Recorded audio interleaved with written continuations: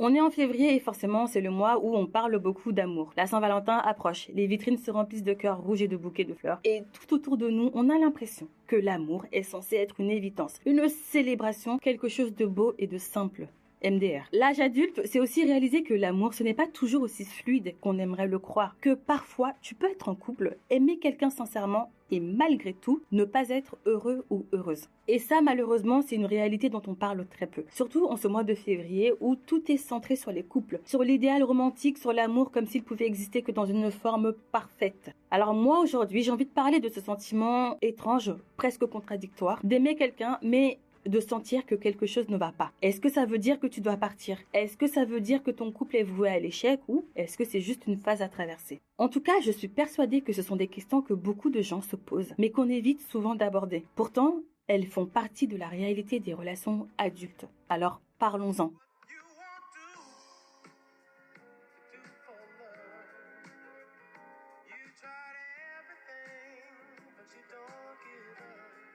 Avant toute chose, j'espère que tu vas bien, j'espère que je t'ai manqué. Je suis très contente de revenir pour un nouvel épisode, ça m'avait manqué d'enregistrer, mais j'étais malade. La grippe voulait ma peau, mais ça va, je vais beaucoup mieux et je suis contente de te retrouver pour une nouvelle conversation, une nouvelle discussion. Je t'invite donc à bien t'installer confortablement, écouteurs bien enfoncés dans les oreilles, casque bien fixé. Si tu es dans les transports, fesses bien au fond du siège. Si tu es chez toi, soit tu mets le volume à fond, ou soit tu te mets bien au fond de ton canapé. En tout cas, mets-toi à l'aise et c'est parti pour un nouvel épisode.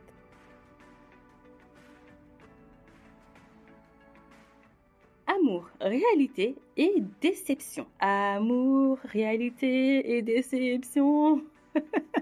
Heureusement, j'ai jamais pensé à faire une carrière dans la chanson. On a tous grandi avec cette idée que l'amour est censé être simple, n'est-ce pas? Que quand tu es amoureux ou amoureuse, tout roule. Qu'il n'y a pas de place pour l'incertitude, ni pour les doutes. Lol. Enfin, en fait, c'est ce qu'on se dit quand on est jeune, quand on a encore moins de 18 ans. Sauf que en vieillissant, on comprend qu'aimer quelqu'un ne garantit pas que tout soit parfait. L'amour, ça peut coexister avec beaucoup d'autres émotions, dont l'incertitude. J'ai vu autour de moi des amis, des proches, des connaissances vivre des histoires où l'amour était encore là, mais où le bonheur n'était plus au rendez-vous. Et ce n'est pas parce que tu aimes quelqu'un que tu es obligé de supporter des situations qui te font souffrir ou qui te rendent malheureux ou malheureuse. Dernièrement, avant de faire cet épisode, je crois que c'était la semaine dernière, j'ai eu à échanger avec une amie et on parlait et elle me dit... En fait, elle vit la situation dont on entend parler aujourd'hui et elle me dit mais je l'aime mais je ne me reconnais pas dans cette relation. Mais vraiment, elle me l'a dit comme ça en plus. Je lui ai simplement répondu que l'amour, c'est bien, mais ça garantit pas le bonheur. Parce qu'en fait, ce qu'on appelle l'amour, entre guillemets, se transforme en une dépendance émotionnelle ou une routine qui nous empêche de grandir en tant qu'individu. Je sais que ce n'est pas simple à accepter, mais c'est encore une fois un aspect de la réalité des relations adultes. Je lui ai fait comprendre qu'en tant qu'adulte, quand on grandit, on fait des choix. Et parfois, ces choix sont contradictoires avec ce qu'on avait imaginé. Une relation amoureuse, par exemple, n'est pas toujours une évidence. On pense qu'aimer quelqu'un, c'est suffisant. Mais honnêtement, c'est rarement le cas. Une relation demande des ajustements constants. Une forme de travail à deux qui, parfois, peut sembler être lourde et difficile à porter. Surtout quand on a l'impression que c'est dans qu'un seul sens. Et pendant qu'on parlait, ça m'a fait repenser à cette amie qui était dans cette situation. Cette amie m'expliquait qu'en fait, elle savait que son couple n'allait pas bien. Elle savait que ça n'allait plus, mais elle se sentait prisonnière de l'amour en fait qu'elle éprouvait pour son partenaire. Elle voulait pas être celle qui laissait tomber. Elle voulait pas être celle qui fuait face à la difficulté. C'était comme si, pour elle, enfin, je sais qu'honnêtement, au fond d'elle, c'est ce qu'elle s'est dit. Elle a pas bien verbalisé, mais moi, je l'ai compris comme ça. C'est comme si elle se disait, puisque je l'aime encore, c'est que je dois continuer à me battre. Non. Au nom de quoi, en fait? Non. La vérité, pour moi, c'est que le simple fait d'aimer quelqu'un ne donne pas toutes les réponses. Parfois, les désirs, les besoins, les visions de la vie changent. Et ce qui te semblait être une évidence il y a quelques années ne l'est plus du tout aujourd'hui. Moi, je me suis posé 2 questions. Comment concilier ces désirs contradictoires sans se perdre soi-même? Comment décider quand il est temps de faire une pause, de s'éloigner un peu pour se retrouver? Selon moi, il n'y a pas de recette universelle. Chaque histoire est différente. Mais une chose reste constante. Tu n'es pas obligé de sacrifier ton bonheur pour maintenir une relation. Je sais aussi qu'il y a des peurs qui sont liées à la séparation. Quand tu te retrouves dans une relation où tu n'es plus heureux ou heureuse, mais où tu as encore des sentiments pour l'autre, il y a cette peur, parfois irrationnelle, de blesser l'autre, de le laisser partir. Cette peur de faire face à la séparation. Le problème, c'est que malheureusement, cette putain de peur, elle peut te paralyser. Elle peut te faire rester dans une situation qui te dévore. Elle peut te faire rester dans une relation où tu vas déprimer, où tu ne seras plus toi-même. Et ça se trouve que l'autre personne, elle pense la même chose.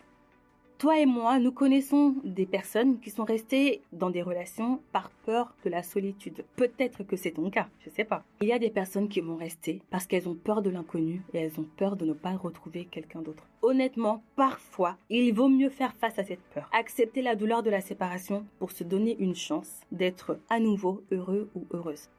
Je me souviens d'une relation où j'aimais énormément cette personne avec qui j'étais. Mais je n'étais pas moi-même, je n'étais pas heureuse. Ce qui m'a aidé à prendre ma décision, c'est que cette personne a merdé et que je me suis rendu compte que je n'étais pas prête à pardonner. Je ne savais pas à quel moment j'allais avoir le courage de pardonner ce qui s'était passé et donc j'ai préféré partir. J'ai réalisé que j'allais pas être pleinement heureuse. J'ai réalisé que quand j'ai fait un tableau en pesant le pour et le contre, j'ai réalisé qu'il y avait beaucoup de contre. Mais j'ai préféré partir.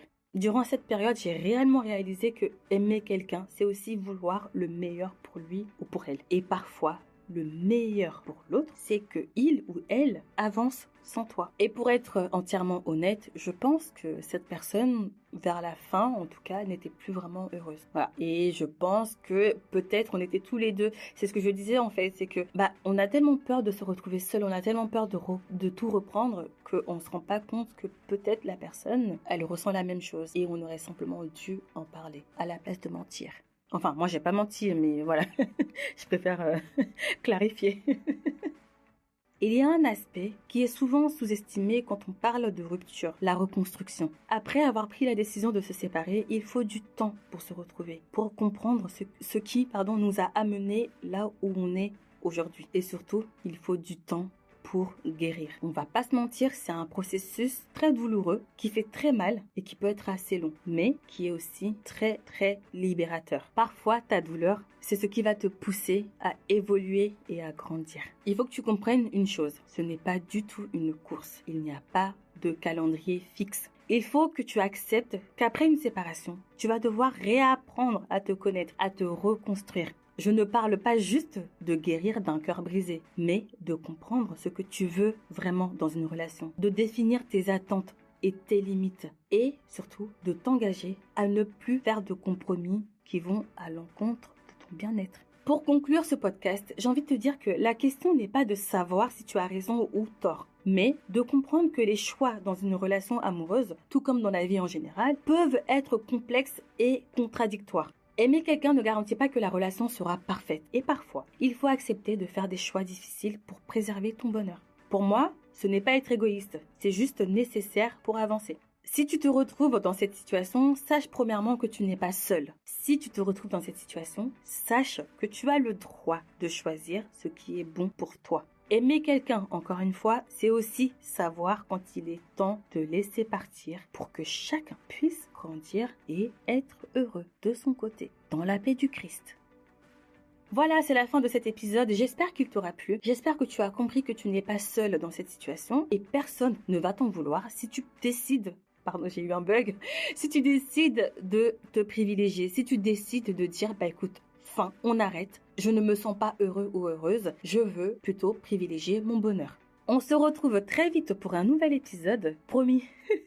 On se retrouve vraiment très vite pour un nouvel épisode, mais évidemment, d'ici là, prends bien soin de toi.